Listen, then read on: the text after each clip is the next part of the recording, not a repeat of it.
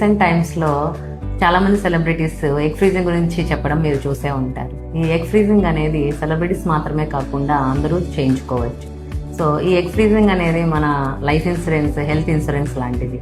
ఈ egg freezing ఎవరు చేసుకుంటే బెనిఫిట్ అంటే ఎవరైతే లేట్ మ్యారేజెస్ ప్లాన్ చేసుకుంటున్నారో, లేట్ మ్యారేజ్ అంటే ఇదర్ కెరీర్ గోల్స్ పరంగా కానీ, ఫైనాన్షియల్ స్టెబిలిటీ కోసం కానీ, అండ్ ఫ్యామిలీ హిస్టరీలో ఎర్లీగా మెనోపాజ్ ఉండడం కానీ, and medical conditions like endometriosis, severe endometriosis and auto immune conditions, దానివల్ల కొన్నిసార్లు ఓవేరియం రిజర్వ్ తగ్గచ్చు. అలాంటి కండిషన్స్లో అండ్ మెయిన్గా క్యాన్సర్ పేషెంట్స్లో, ఎవరైతే కీమో, రేడియో తీసుకునే వాళ్ళలో ఖచ్చితంగా ఇది చాలా ఇంపార్టెంట్ ఆప్షన్.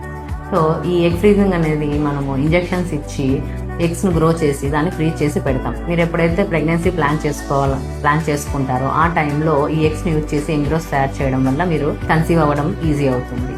సో ఈ ఎగ్ ఫ్రీజింగ్ అనేది ఏ ఏజ్లో రికమెండ్ చేస్తామంటే late 20s and early 30s, మెయిన్గా 35 years లోపల. ఎందుకు 35 years లోపల అంటే ఆఫ్టర్ 35 years ఎక్కువ మందికి ఓవేరియన్ రిజర్వ్ అనేది చాలా తగ్గిపోతుంది.